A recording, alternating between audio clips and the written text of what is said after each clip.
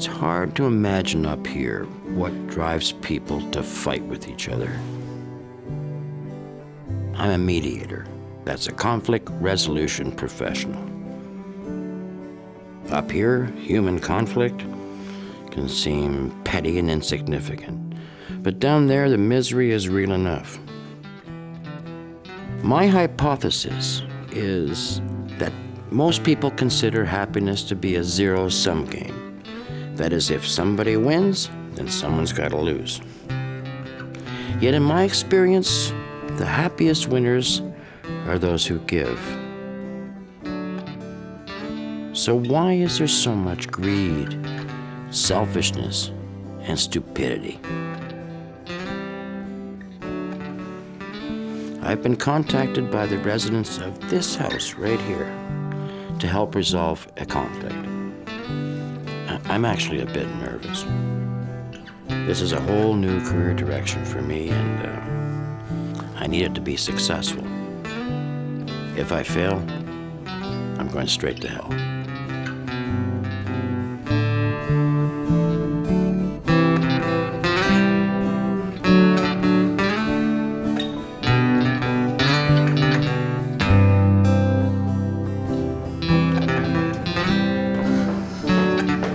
We have to talk later, okay? Why? Diana Rourke. What about her? She's a new patient. Oh, God. Yeah, right. Oh, God. What's wrong with her? Cancer. You never said what happened the night that her son died. Yeah, I did. No. Yeah, I did. Obviously, you weren't listening. Fuck you. Christ, Sybil, we've been here for an hour. Why are you asking me this now? She... What?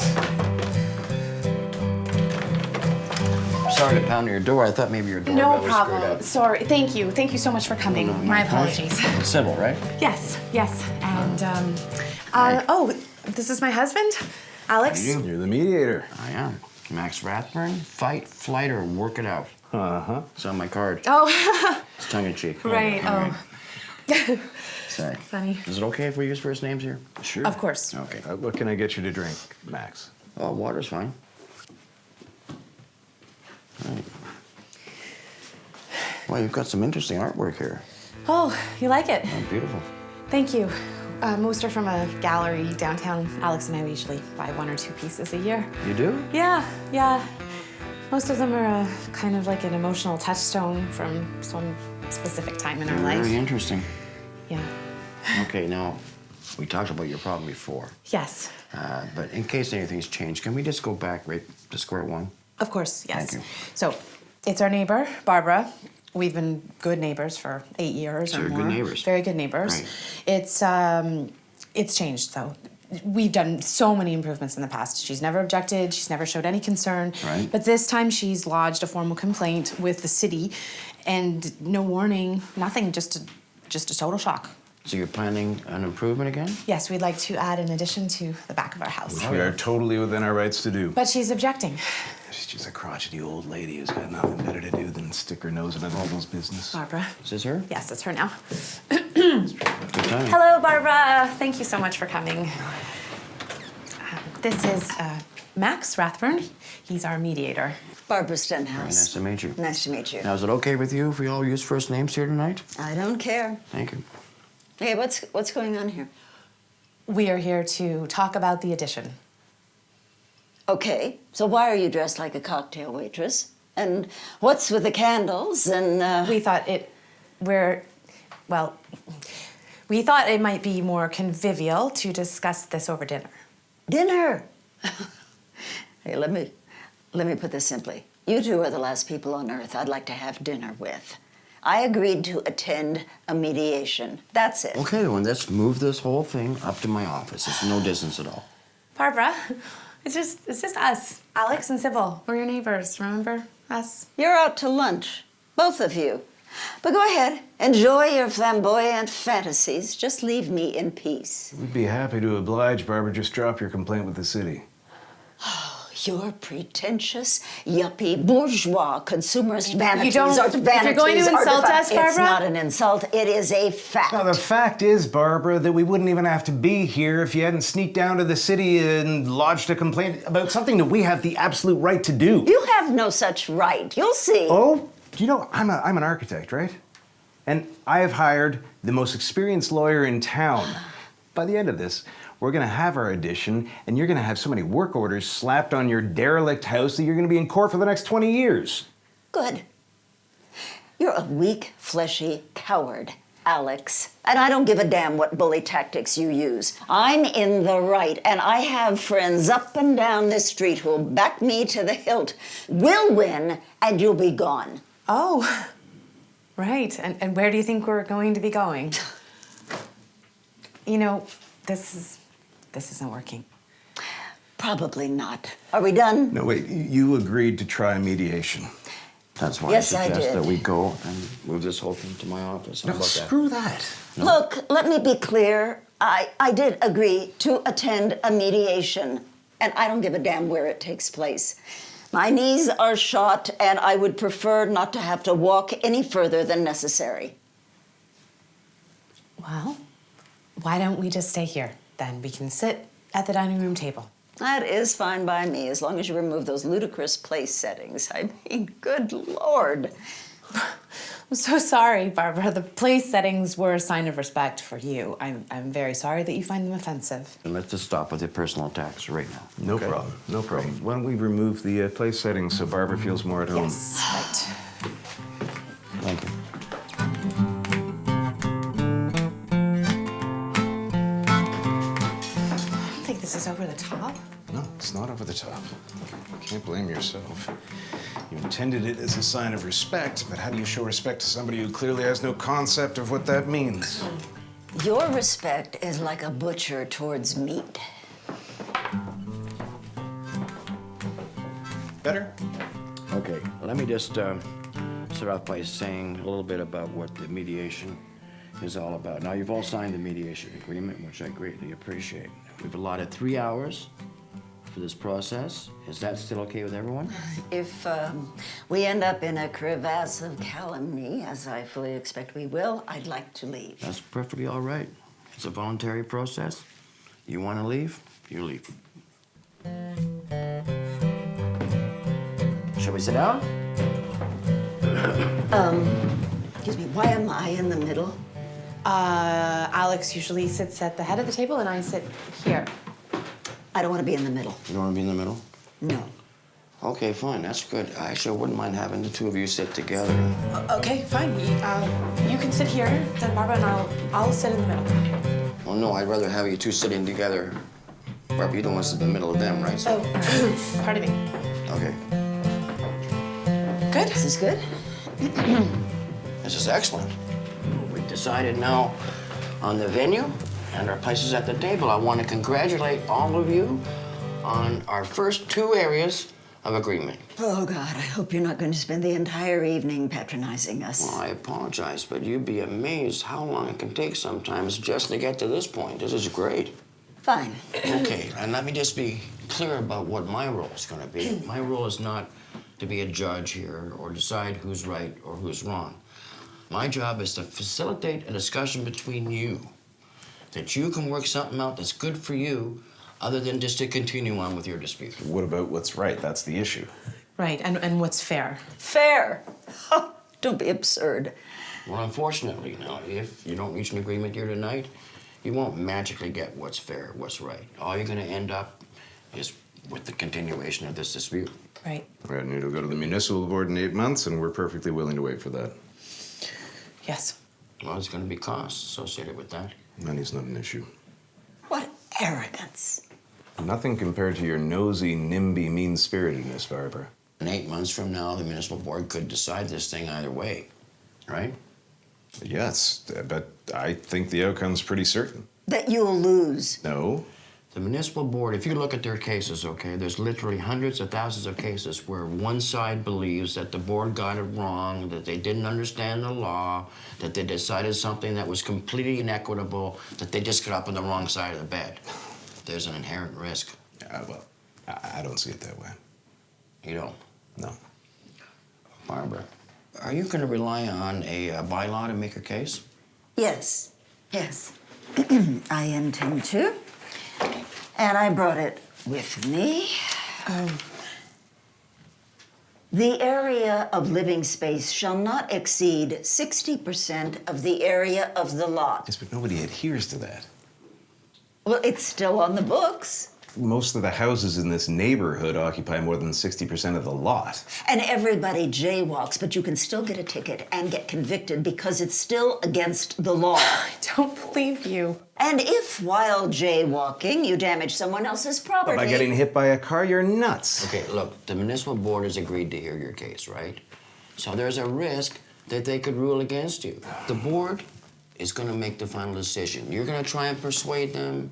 You're not going to care what Barbara thinks, but at the end of the day, the board's the decision maker. Now, this mediation process is the exact opposite of that. If you try and persuade me, I may leave persuaded, but you'll end up leaving here tonight without a deal. The only way you leave here tonight with a deal is if you can persuade each other that there's a better option for you other than just to continue on with this dispute. So, Yeah, but they've already made up their minds, and so have I.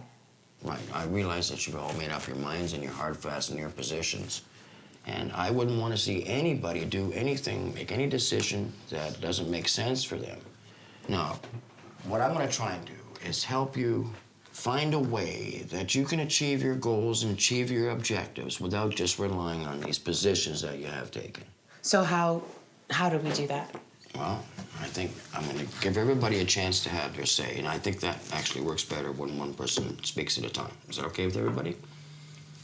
Yes. Okay. Why don't we go to the kitchen and I'll show you what we're planning?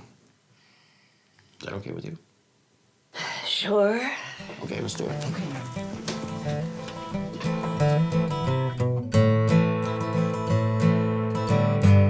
All right, so we want to whack out this wall. Okay. Push it back another 6 feet so we can put a sofa here and open up stairs to the basement, and up top we want to put a solarium. Why just 6 feet? If you went right to the property line, you could add a swimming pool and a bowling alley. Right, and concession stands. That's our next project. Your kitchen is already twice the size of mine, and for sure the largest kitchen on the street. Oh, you're jealous, is that it? Don't be absurd. My garden is back there. And if you build your addition, it will become a crepuscular dust bowl. You'll have to excuse Miss Stenhouse. She's a writer who, to paraphrase Disraeli, is intoxicated with the exuberance of her own vocabulary. Ah. And Mr. Keating is an architect who, like many men, is obsessed with size. Or the lack thereof. What's wrong with you? Perhaps she's had a stroke. Well, do you need Barbara's permission to build your addition? No, but once she's launched her objection, the process gets started and it has to be heard before the municipal board. Yes, and to be honest, Barbara, we're shocked that you've taken the stand. Really? I don't find it all that shocking at all. Why not? Because it will destroy my garden. Talk to me a little bit about your garden. Well, it's not just a garden. It's an oasis, an apotheosis of urbanity, a tranquil place of beauty and peace amongst the discordant bedlam around us. Well, how will this 6-foot addition affect your garden? Well, I might just as well mow it down with a bulldozer. My flowers need sunlight and fresh air to thrive. Come here, I'll show you. It'll take all the sunlight out? Come on.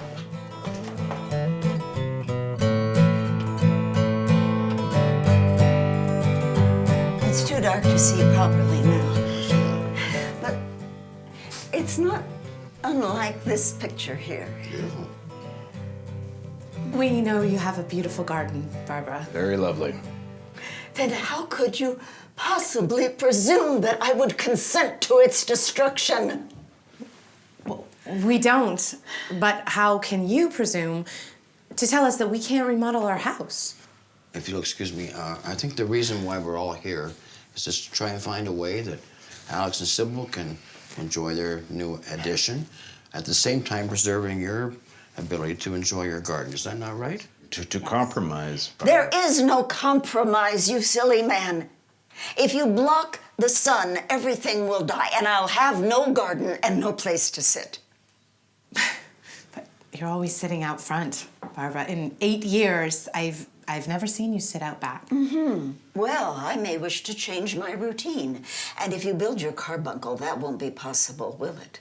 Also, the people who buy the house may want to enjoy the afternoon sun. And if the back becomes a crepuscular dust bowl, it will lower the price. You're planning to sell your house?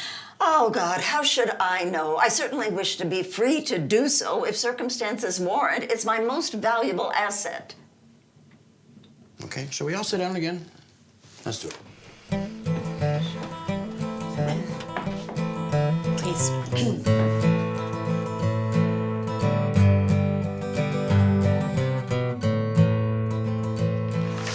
See, now, Barbara, what you're concerned about is the impact of the addition on your garden in the back there. Sunlight being the thing that you need, right? You don't want to see your property value decline, and you'd like the option in the future to be able to change up your schedule, or where you like to sit, and maybe sit in the backyard sometimes. Is that about right? Yes. What about being a good neighbor? If I must sacrifice sunlight and my garden to be your good neighbor, then I should prefer to be a misanthrope. Okay, so the garden and the sunlight are very important to you, and if you had to sacrifice those in order to be a good neighbor, you wouldn't feel right. Well, wouldn't you agree?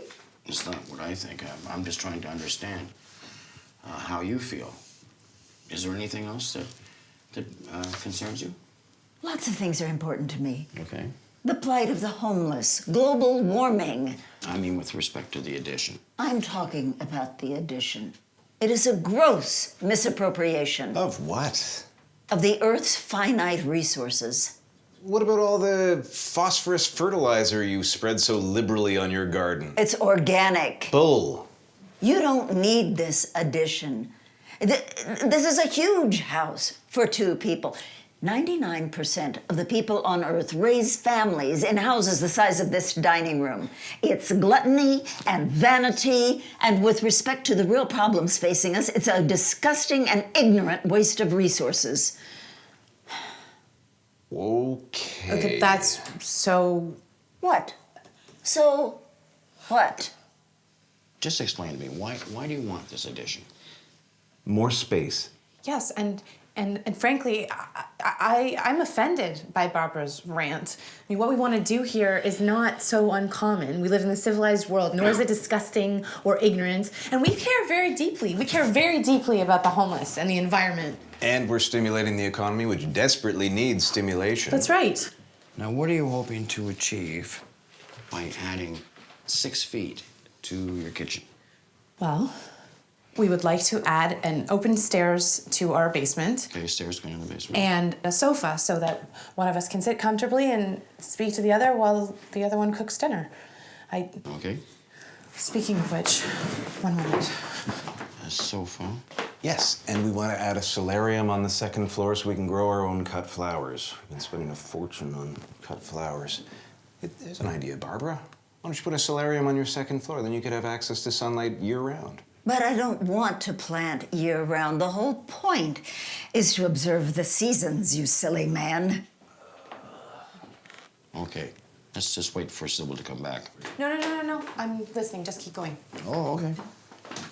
Okay, so the issue is, you want to have stairs to the basement, outside stairs. You want to add a sofa so that you can sit there in the kitchen while the other person's acting like a chef. And you want a solarium so you can have cheaper cut flowers all year round. Is that pretty much it?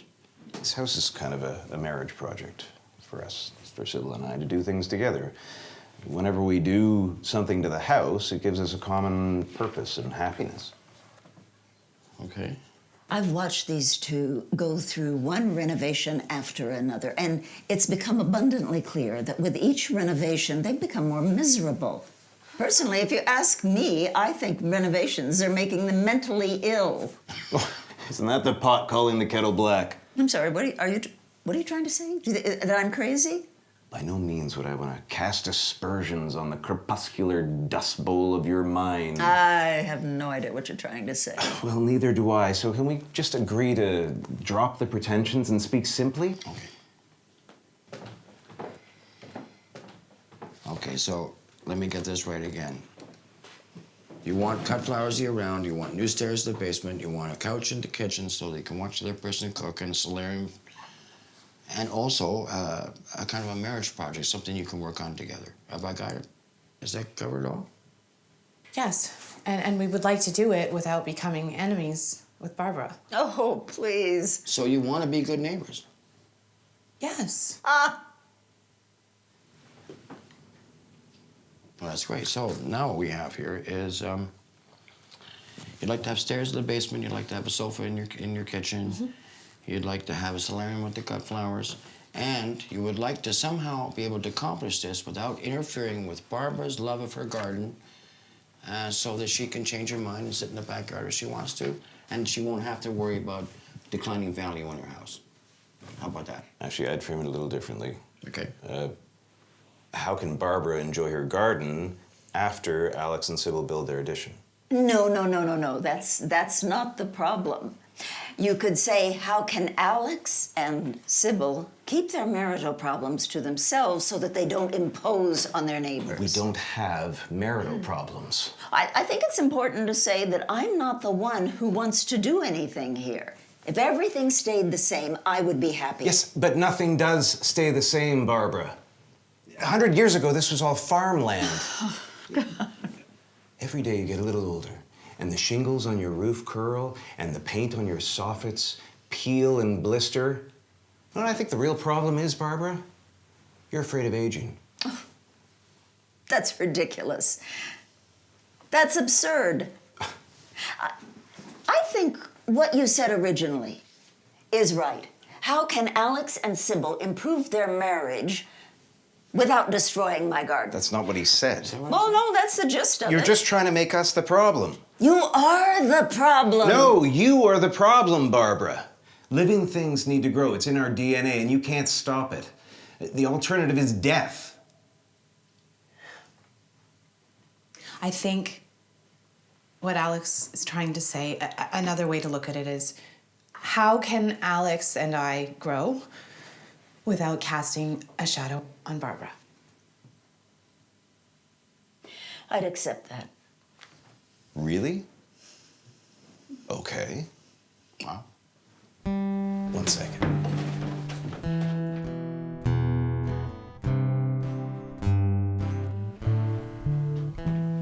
Ta-da! Would you get the lights? sake. Of course. So as you can see, Barbara, I have been thinking about your concerns. So, this is the existing plot of shade over the course of a day.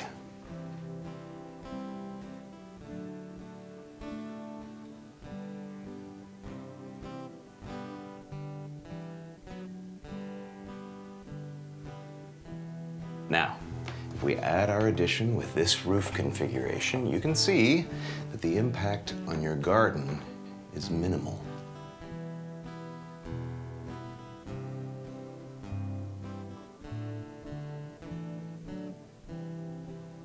This is manipulative.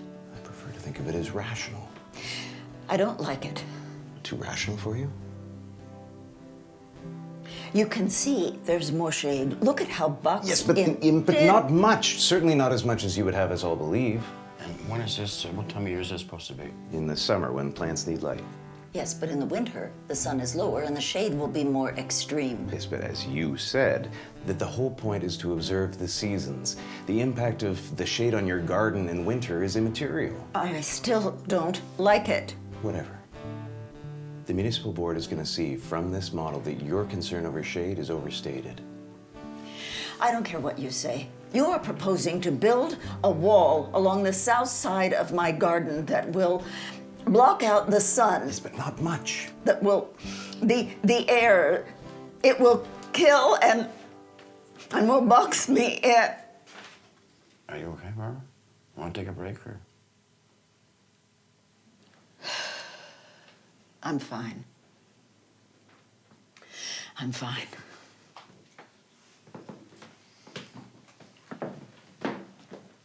It would seem that Alex's demonstration is upsetting you quite a bit. Because it's stupid, stupid, stupid! Could you explain that? Oh, you're so smug, Alex.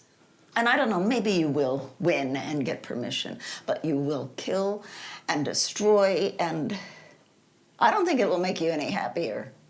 Oh, well, I appreciate your concern, Barbara. Bullshit.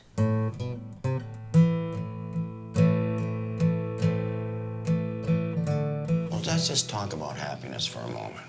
Barbara, I can see that the prospect of Alex's and Sybil's addition, it makes you very unhappy. Oh, for goodness sakes. Even though from Alex's demonstration here a few minutes ago, it's obvious that the impact of the shade is not as disastrous. Wrong. Oh, you still think it's disastrous? Yes. Sorry. Please, I don't know why you can't see. Well, it's not just the loss of direct sunlight, is it? I mean, it's also the feeling that you're going to be more boxed in. That's what I'm hearing. Yes. Is that true? Absolutely.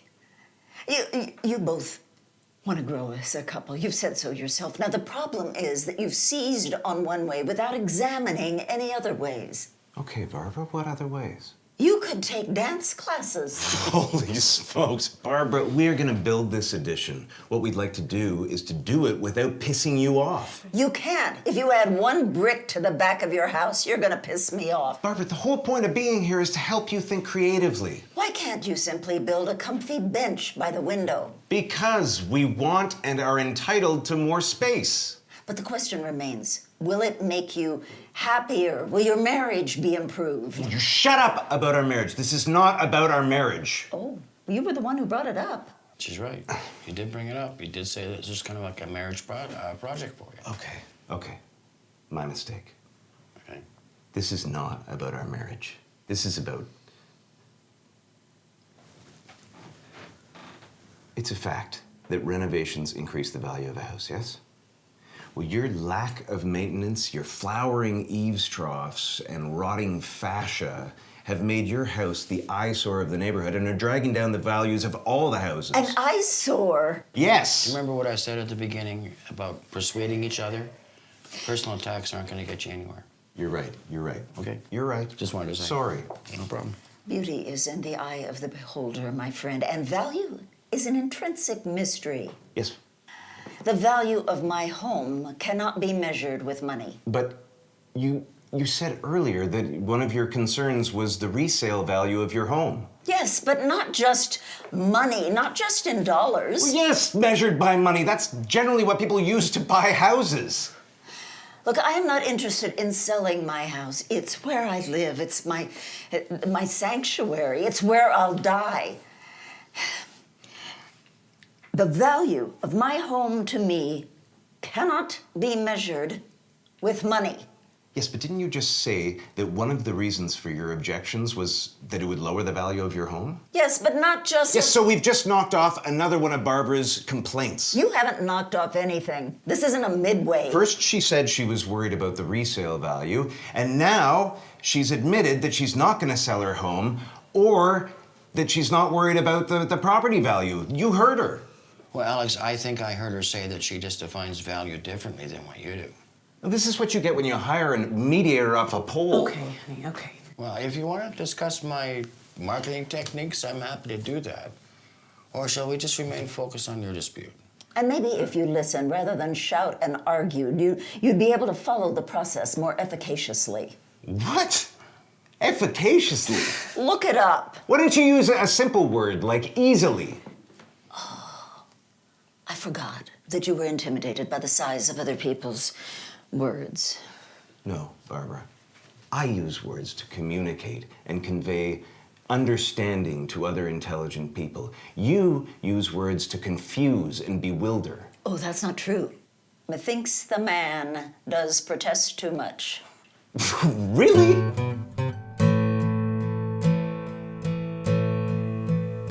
Yeah. I think that all this talk about renovation activity and marital projects is to confuse and bewilder your poor wife. Confuse and bewilder my poor wife about what? The truth. The truth. What truth? Well, something that you're obviously afraid to face. Oh, for crying out loud.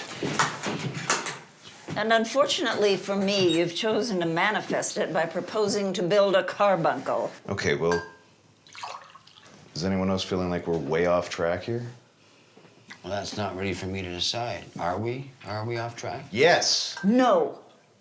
We are on the verge of unearthing the crux of this matter, which has nothing to do with more space in the kitchen or flowers year-round, for goodness sake. I agree with Alex that we're off track, and I think that unless you have another way to look at this, we should just forget it and take the fight to the municipal board. Okay.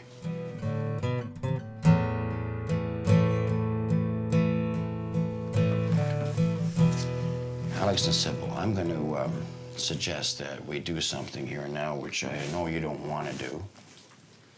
But I think it'll be a useful exercise and could actually move us forward. And then, Barbara, I'm going to ask you to do something equally challenging. Is that okay? Fine. Okay.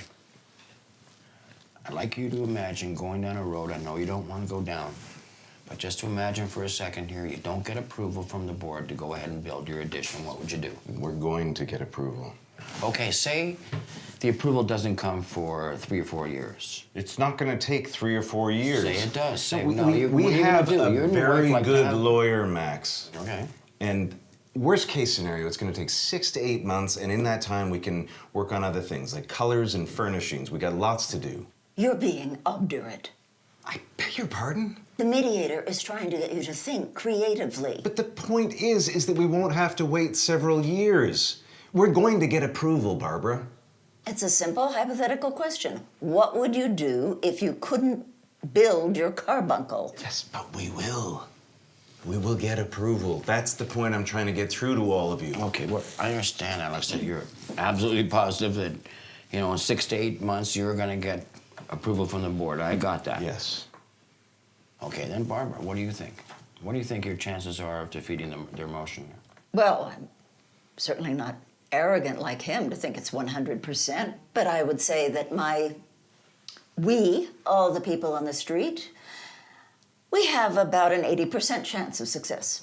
An 80% chance. Mm-hmm. So you assess your chances at 100%, and you got your estimation at 80%. Does that not give anybody pause here? No, Barbara's wrong. Oh. Okay, let's see if I can comment this. How would you rate your driving? Would you consider yourself an above-average driver, an average driver, or below average? Above average. Okay, and Sybil? Well, I've never had an accident, so I would have to say above average, So too. above average, and you, Barbara? Oh, I've had one accident, but that was years ago, so now above average. Would it surprise you to hear that in an independent survey of like 2,000 drivers, 98.99% thought they were above average? Ha ha! Okay, that's an interesting point, Max. Thank you. So what you're saying is that I'm overestimating my chances at the municipal board. No, I just think we're all hardwired to be optimistic, and that's, the reason for our success as a species overall. We accept risks and we take chances, and that's how we move forward. That's how we've advanced. But that road is literally littered with a lot of casualties. The point I'm trying to make here is that what you see as certainty is an evolutionary deception that could lead you to underestimate your enemies. All right, well, I grant you that is an interesting point. But the fact remains, we will get approval.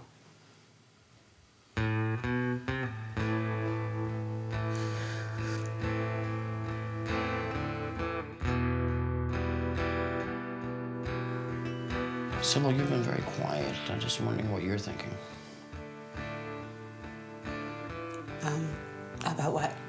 About what would happen if the board would decide that you couldn't go ahead with your addition. What would you do? I don't know. Oh, please. Are you so codependent on your husband that you cannot even imagine a scenario that differs from his plans? I mean, Marriage happens, my dear. I know that. The best laid plans. Yes, I do know that, Barbara. I'm a nurse in palliative care.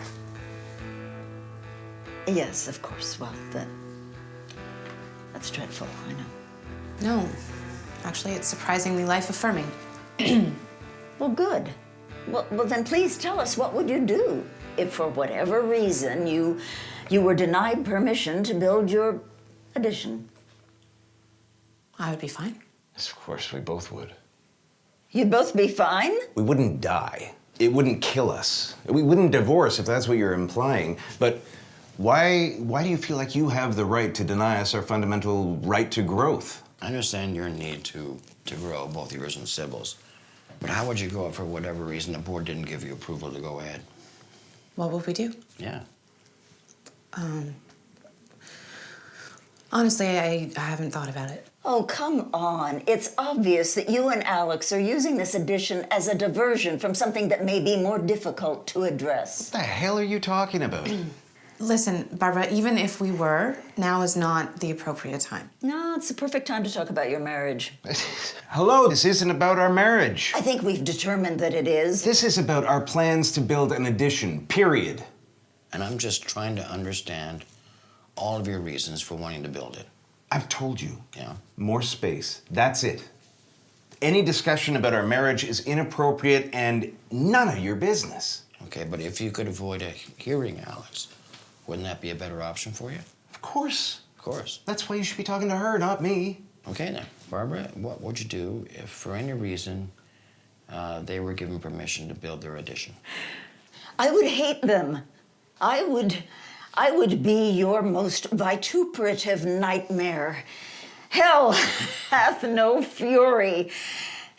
You'll see. So if they were to build their addition, you would become angry and vengeful. Is that what I'm led to believe? Yes, and I would also be very depressed and sad. Hopeless, helpless, clinically depressed. Oh, boy. So? Do you have something you want to talk about?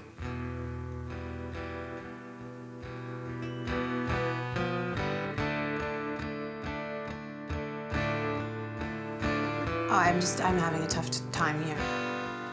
Alex, I can't get my mind off my new patient. Okay, well, we don't want to violate her confidentiality here and get into that. No. Well, what I can say is that I have a new patient in my ward and she's dying of cancer.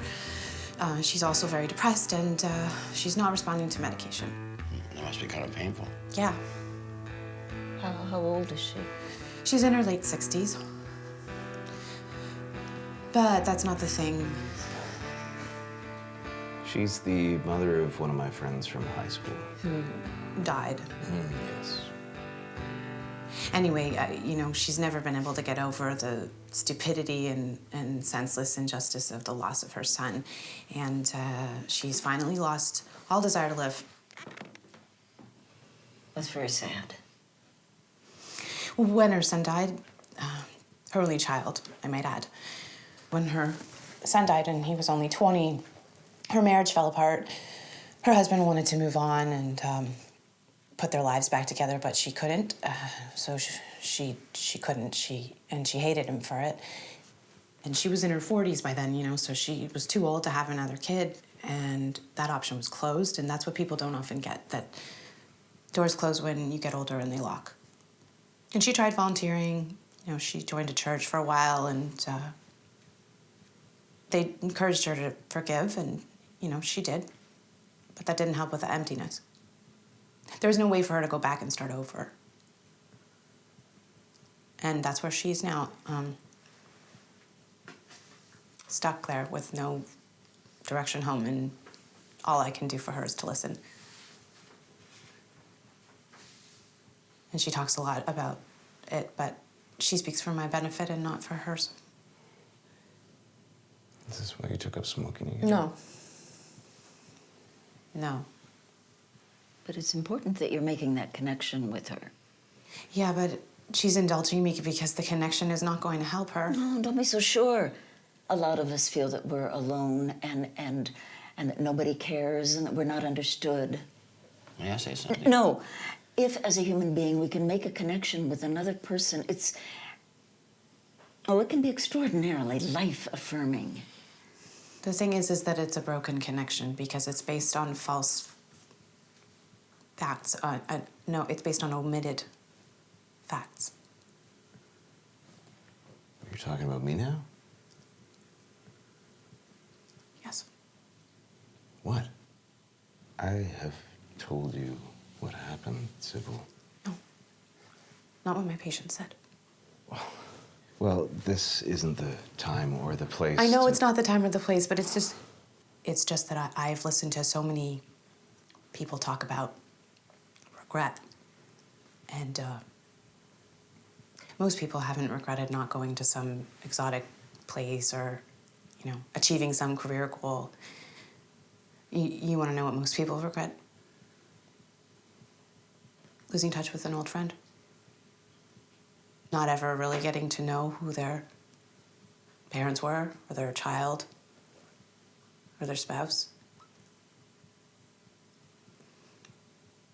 I mean, in the end, I think the greatest sadness in people's lives is that they spent all this time and energy on things that don't really matter. I think that's often true. Why is that? Well, it seems to me what you're saying here is that our priorities are sometimes misplaced. I don't know. I know that Alex and I love our house projects. I know that we love fixing up our house together, that the prospect of an addition is really exciting to us. Yeah. But through all the years that we've been together, through all these things that we've done together, I've never learned anything from you like I learned from a total stranger today. Yeah, but you have to take into consideration who is telling you, like... Can we have a minute?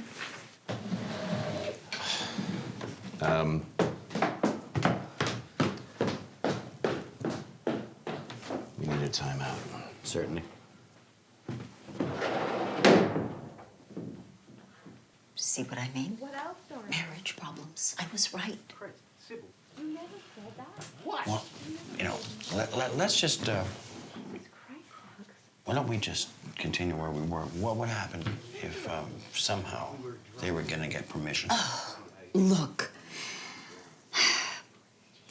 I think that free will is a menace for 90% of the population. Really? Yes, I do.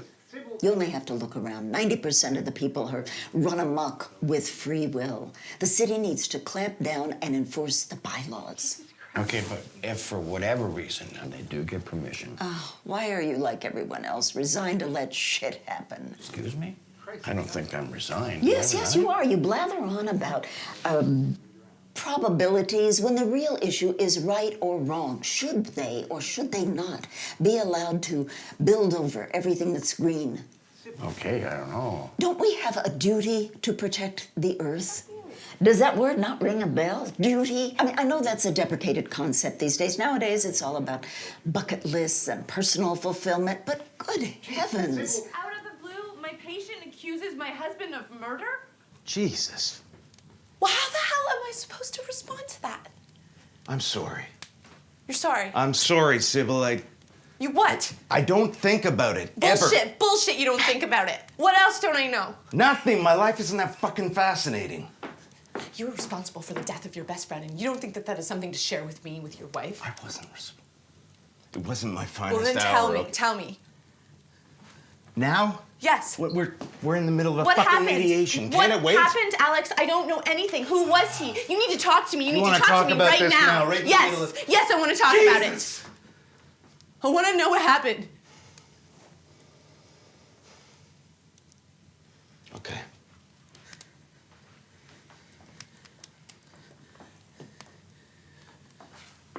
I want to know.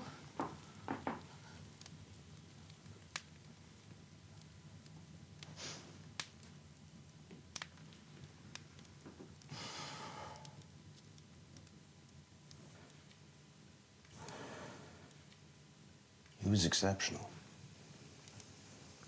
first year university, he organized a aid package to Somalia. He was going to be a doctor. At least. What?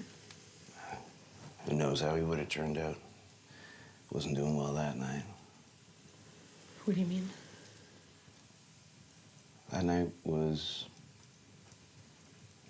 about breaking free. We spent our whole lives trying to do what other people wanted, trying to do the right thing. And that night was about freedom. Freedom. Yeah. We stole his dad's truck and we're out on the lake, spinning around doing 360s. We've been drinking. A lot. And then what happened? The ice broke. We heard this noise like a ping, like a steel wire snapping tight across the bay. I stopped the truck and we looked at each other. Did you hear that? Started laughing. There was this crunch, like an earthquake that shook the whole cab. The truck tilted up on its side. And all of a sudden, I was above him. I was holding onto my door. And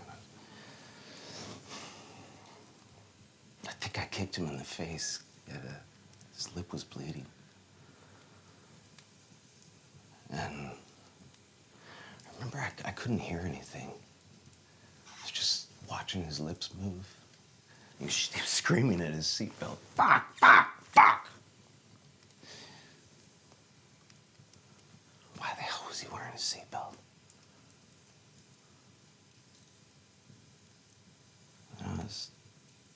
I was trying to pull myself through the window, and the cab was filling up with water. I could feel the water on my legs burning. And somehow I just got launched out.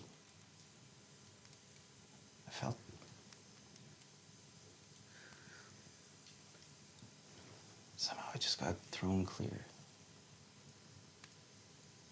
I smashed my head on the ice and I just started puking. I looked back and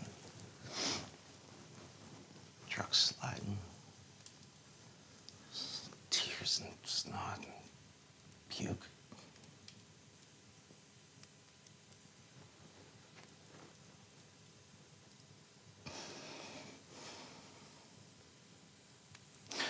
I feel like I could see his eyes. Wide, scared, pleading. I couldn't have, though. I couldn't, because all I could see was the undercarriage just sliding into the... I think I was calling for help, but I don't know. I heard voices and I passed out. And he was gone.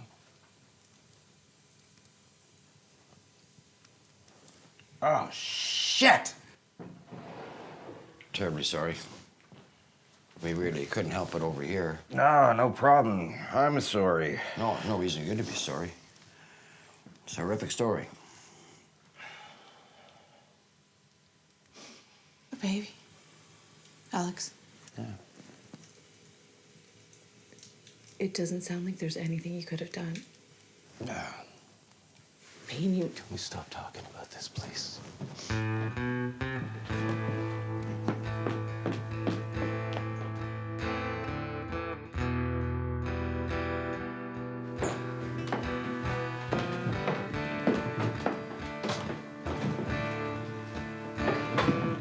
stop talking about this, baby, but I just wonder if you still believe in yourself. I mean, it was a long time ago, right? You know, it was a terrible accident, but there's nothing. I don't think there's anything. You don't understand. He was shouting at me to get out of there. When I was trying to climb out the window, I felt his hands on my ass, pushing me out. He launched me onto that ridge of ice. That's what I can't forget. He saved me, and I left him there. Maybe I could have helped him, saved him. You can't think like that. That was the night I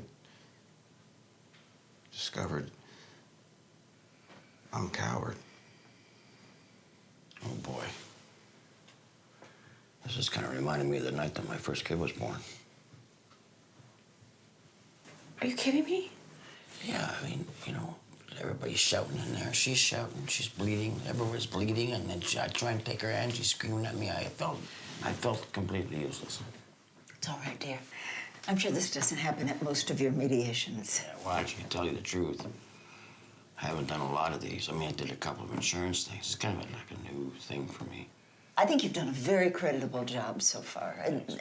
And actually, I think we might even be getting somewhere. I've known these people for 8 years, and notwithstanding this debacle, I think we've been good friends, haven't we?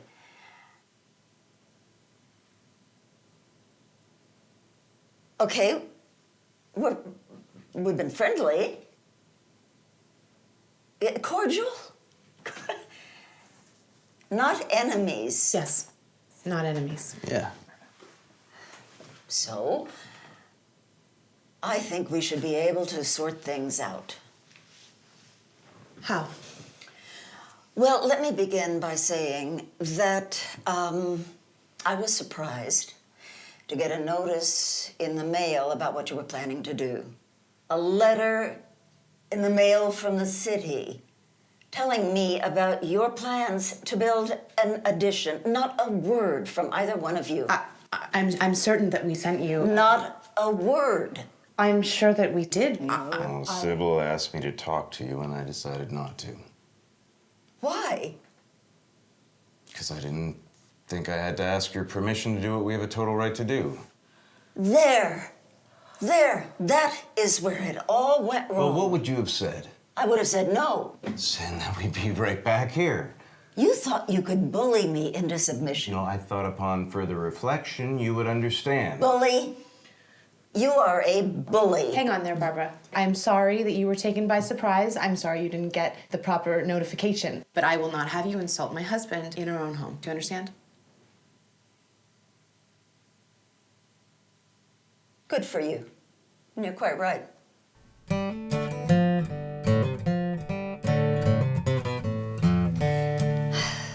Yeah, this whole thing has been uncharacteristic of both of you.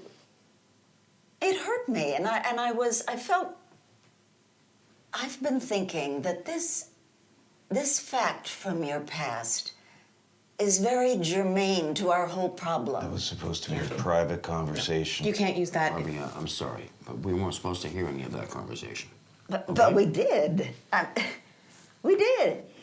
And actually, I mean, I won't use it in any way against you, but I might be able to be of help, with your permission. Well, that's not really up to me to decide. It's up to you. To decide what?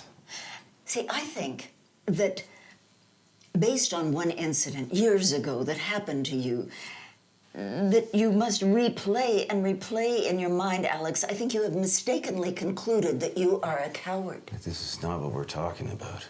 Yes, it is, because I made a similar mistake myself. Oh, what was that?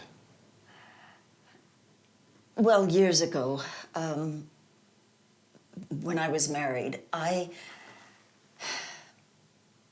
made a decision to see my husband as a cheater and a philanderer. Wait, you were married? Yes, that was years ago, to my high school sweetheart, Desi. We were soulmates. What happened?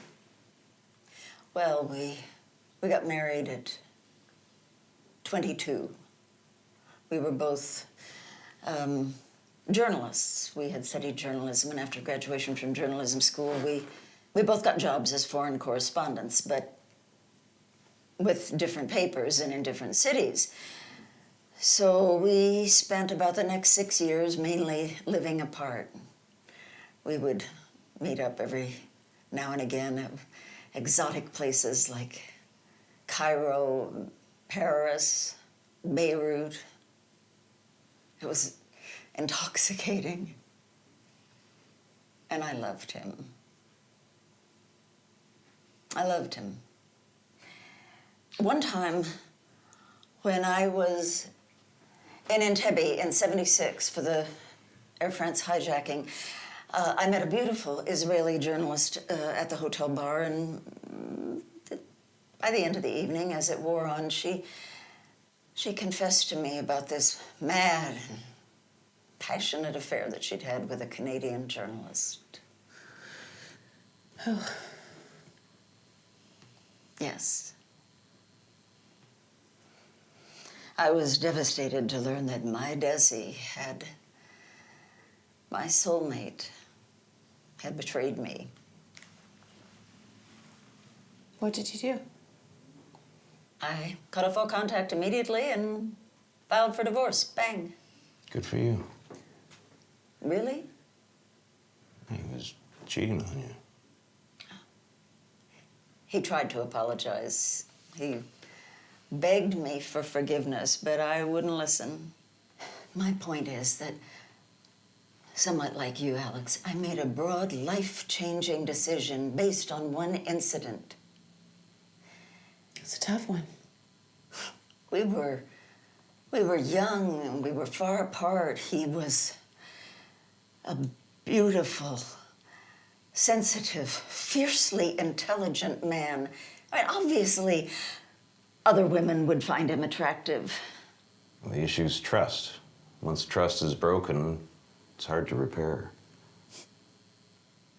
It's done all the time. You know, I don't know what any of this has to do with our addition. Can't you see? Each incident is like a domino in our lives. And they tumble forward one upon the other right up to the present time. If you made a wrong conclusion years ago, it's impacting us right now. Where the hell do you get that? Because I made a wrong conclusion. I concluded wrongly that my husband was a cheater and a philanderer. I would have concluded the same thing. I think I would have too. You wouldn't have been able to forgive either one of you? No. Maybe I would have been able to forgive, but once trust is broken, I mean, Alex is right. You can't get that back. Okay, I understand what you're saying, but here's my conundrum. He waited for me. He remained faithful to me for 6 years, and I stubbornly and stupidly refused to take him back. How do you know he wasn't poking people on the side the whole time? Honey. Poking? Poking? God, is that what the word you use? Well, that's what assholes do, and he sounds like an asshole. Point is, he's not an asshole. All right. What did you do? After 6 years, he stopped calling. And then? Now he's married, not to the Israeli, no, but to a homely English girl. They're living in Devon, they're raising a family. And I'd bet my life that he has never strayed once, that he has been completely faithful to her. Why? Because I realize now that I never lost faith in him. My trust wasn't broken. I acted with a knee-jerk morality that isn't even mine.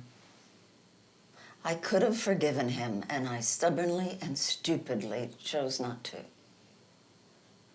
Have you kept in contact with him? Oh, no. Well, I've made discreet inquiries, but he has a family now, and I'm not a homewrecker. So you have no idea whether he made that Devon girl's life a living hell? I'm so sorry. You know, the trouble with you two is that you are spiritually bankrupt. Hey, Barbara, can I just remind you, like I reminded Alex before, that That you're not serving your best interest by just these personal attacks. Well, maybe not. All I know is that when I look up at that night sky, as we hurtle through vast empty space, I feel very alone on this tiny little rock. I understand that. Yes, I think you do. So shouldn't we be? Forgiving. Loving. Kind. Yes. Yes. I think that's what it's all about. Barbara. You know, the real tragedy, and okay, this is going to sound really egotistical, but the real tragedy is that I don't think that he achieved all that he was meant to achieve. I know I haven't. The real tragedy is that I think we were meant to be together. It was me, not him, that wrecked our marriage. That's it. That's what I think. I'd have to say good for you. Why? Because it's very sad and possibly very true. And it takes courage and clear thinking to admit that. But we'll never know. No. And you're okay with that?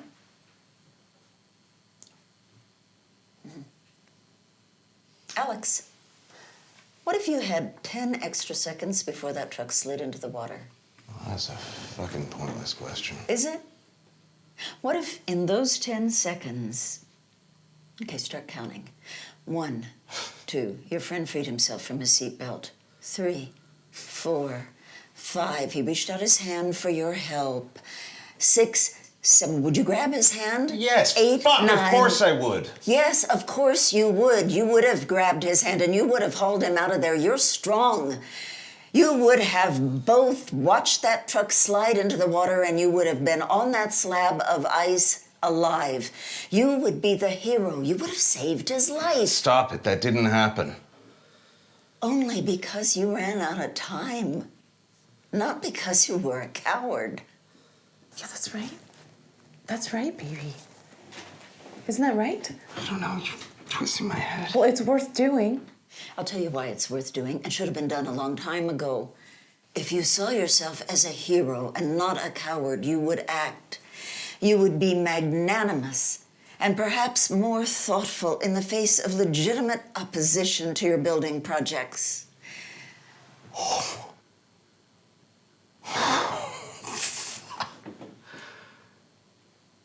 Okay, that's it. That's it. Barbara, you are a fucking manipulative cow. And this is over. Alex. No, don't touch me. I'm done! What did I say? Well, I think what we should do is adjourn, and we should come back to this in a couple of weeks. It's fine. You okay? Honey? What did I do? All right, I don't think what I said was so dreadful, do you?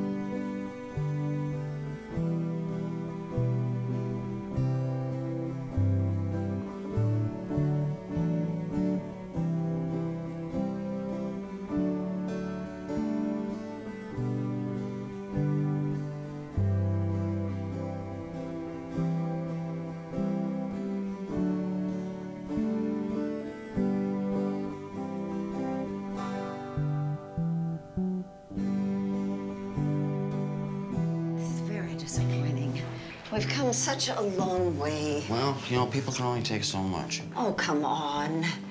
I don't think that he had to take so much. And you need time. It's his ego. How's he doing? Is he all right? I don't know. I think so. Well, you took kind of a hard hit there. Oh, dear. Alex? How you doing? Good. Alex.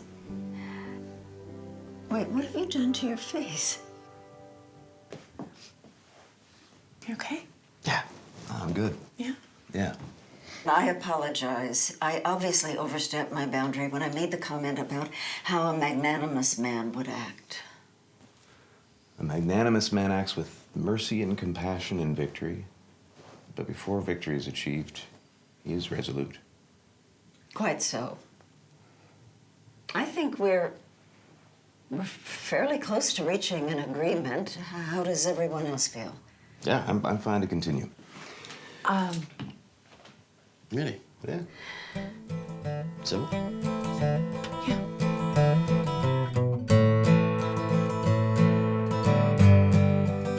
Barbara,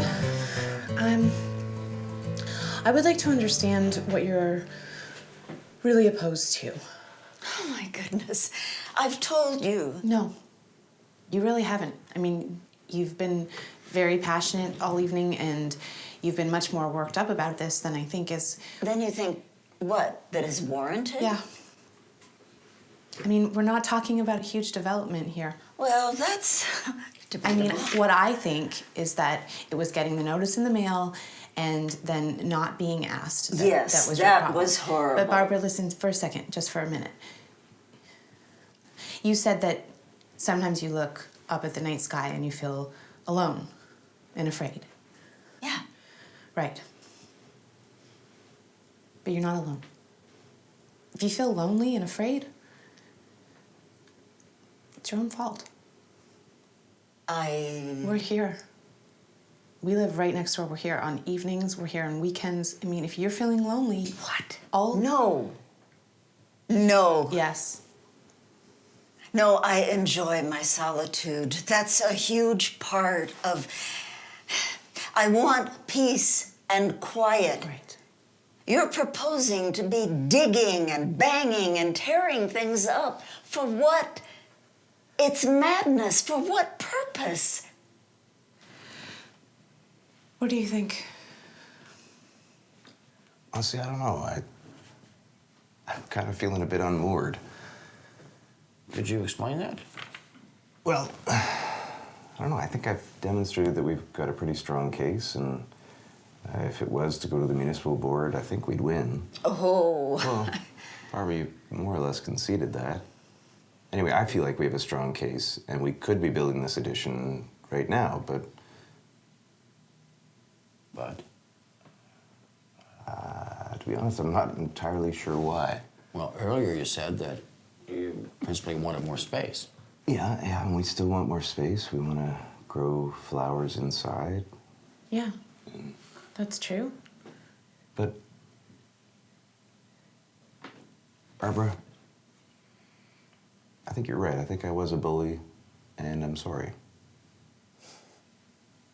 I accept your apology, Alex. Thank you. And then you also said earlier that you wanted a project for you and Sybil to work on together. Yeah, we do, but I don't know, maybe there's something else we could do. Well, sure. I mean, we could just keep the stairs we already have to the basement, and we could add a bay window or something like that to grow flowers. That's doable. Yeah. So do I understand correctly then that you're considering the possibility of dropping your plans to build this addition? No. Oh. No, I don't want to make any decision, or I don't want us to make any decision right now that we might regret tomorrow. As I said, I'm feeling a bit unmoored. Well, that's a good idea. That's a very good idea. That's why I'm suggesting we take a 2-week break. Adjourn this thing now, come back to it again. I think we've worked hard to pry open our minds and hearts. We should press on to an agreement before they snap shut again like clams. I'm already feeling regret. About what? We were... I was excited about the prospect of this addition, and, you know, I don't want to give up on it now just for no good reason. My goodness, there are plenty of good reasons. I mean, good Lord. Who's being the bully now, Barbara? What? Well, you've been really pounding away at us, Barbara. I don't know about you, but I'm feeling pretty pounded. Yeah, me too. Well, isn't that ironic? What? If we decided not to go ahead with this edition, Barbara, would that make you happy? Yes, it would make me very happy. How happy would it make you? Oh, for goodness sakes, Sybil, I don't know. No, would you be jumping up and down and blessing the universe? Jumping up and down and blessing. Well, I mean, my point is that this is fun for Sybil and I. Yeah. And unless it's going to make a big difference in your life. Fun.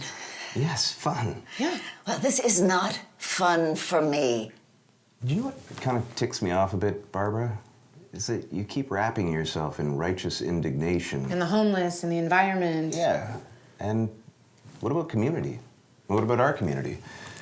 To be honest, your house is a bit of an affront to us and the other people in the neighborhood. Yeah. I think that's kind of how I feel too. You're right. I don't know why I let it go. It just seemed like such a big problem. And it's just a bit rich hearing from you that fixing up our house is somehow wrong. I get that.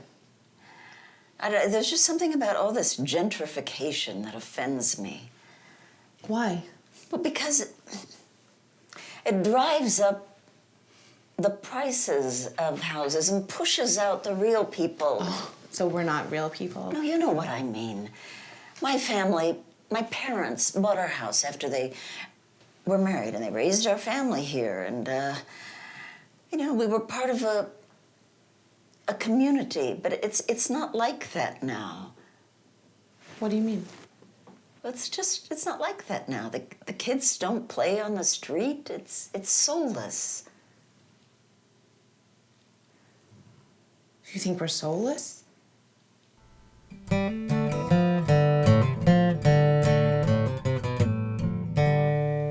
I don't know how to fix up my house. It seems so easy for you guys. Well, we could help you. How? Well, we'd have the names of contractors. I could give you some numbers. Well, I would like that. I would like that, yes. I know it needs a new coat of paint, and you say that the eaves troughs need to be fixed. Yeah, but no problem. But really, the inside is very depressing, too. It's so gray and tired with all the old ghosts. Well, we could help you with that too, if you want. Yeah, we could help you with design and... Colors. So, what I'm hearing here is that we have the basis of a deal. We've arrived at some kind of decision here tonight. Well, I don't know. It would be fun for us to help you, Barbara. A marriage project? No. It doesn't have to be, let's not call it a marriage project, but it's... Well said. But we'd be happy to help you. Yes. Oh, my goodness. I'm sorry for being so mean. Oh, jeez. I don't think that you've been mean. I think you've been astute and very helpful, actually. Well, I'm just thankful to both of you. I am. That sounds like fun. I think we have a deal. What? Well, that's kind of exciting, isn't it? Yeah. This is great. I mean, obviously, there's still more work to be done on some of the details involved with this new renovation project. Yeah, and I don't think we want to get into anything contractual. Okay. But we'd just like to help. Yes. Well, if you could just maybe give me the name of a good contractor and assist with advice, that's all I would want. Now, what about this objection with the city? I'll drop it. Really? Don't drop it. I thought what you were suggesting earlier was that you were agreeable not to go ahead and build the addition, period. Not right now, but who knows? Maybe sometime we might, with Barbara's input, of course. For sure. If you really want to build your addition, I don't mind. Well, assuming the model is correct. Are you willing to commit to that on paper? Yes. Wow. And that's okay with you guys? Well, yeah, I think so. So you're happy with that? Yes. Well, congratulations to all of you. I think we do have the basis of a deal here. You've worked very hard, and I think you've come up with a solution that might actually benefit everybody, addresses all of your interests and all of your concerns, and one that, frankly, I don't think any of us could have anticipated.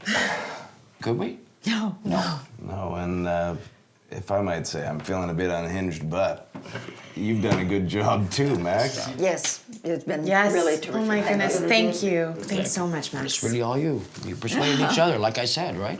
Yeah. Alex, do you think you will be building an addition? Yeah, but not right away, and maybe we'll go get the permit just to be safe. Good idea. I mean, first we need to focus our energy on Barbara's Yeah, that way project. we'll avoid the mess. Yes. Oh, So, maybe you would both like to join us for dinner now. oh, that would be lovely. Great. Yes, thank you. Great. Not me. Can't do it. I promised my wife. I got a young wife. We got a little kid and everything. okay. I promised I'd be home. But Good thank for anyway. you. Oh, thank you. I'm vegan, so I cannot promise that I. Good for you. Promise you. Thank you. Nice to Thank meet you. Thank you, though. Thanks. Can I walk you out, Max? Oh no, I'll save myself out. All right. Have a nice evening. Thanks again. You too. Will there be much mess? Well, sure, Barbara, if you're talking about a total gut job, which is, I think, what we're Yeah. recommending, you're probably going to need to find a place to stay. Oh dear. What? Okay, where would I live? Well, there's a lot of places that rent month to month. You could. Yeah, we did that. Remember? Yeah. Yeah, that was a good. Time. It was. Yeah. Will you have an extra bedroom? Would you consider letting me live with you? Just until the work is done.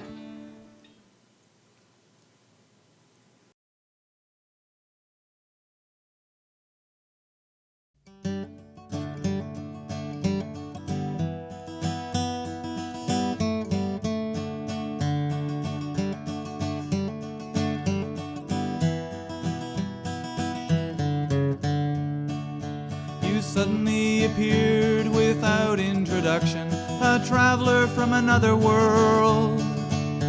You hoisted your flag, neither hostile nor friendly, and mine I forgot to unfurl. But as you approached, I feared the unknown, stood fast to my signaling light. But alas, my gesture came too little too late, and we passed just like ships in the night.